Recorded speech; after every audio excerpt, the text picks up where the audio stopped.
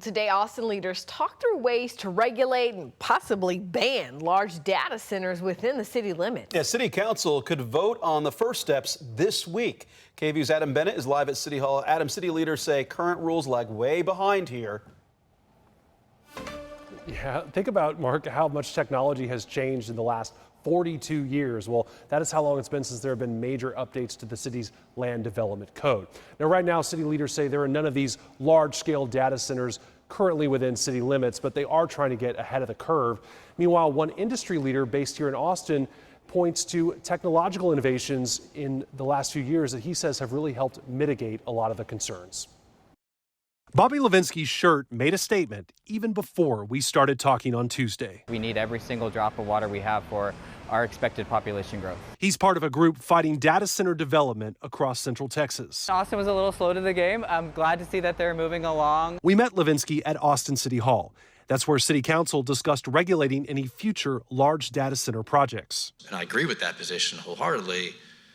I think the real challenge is going to be hashing out where do we draw our line. Focal points include water and power usage, noise, light pollution, and zoning.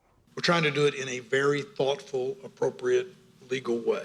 Several council members want a full ban on large-scale data centers in Austin. I'm relatively comfortable with the existing data centers we have at universities, at hospitals, at banks that are in the range of 1 to 20 megawatts in terms of how much electricity they use. But I don't think we need to allow much bigger than that. Across the street, ACL Live hosted the Data Center Anti-Conference. It's an annual event for industry professionals. Every single one of those concerns that you talked about are valid. Kirk O'Fell is the event's Austin-based co-founder and host.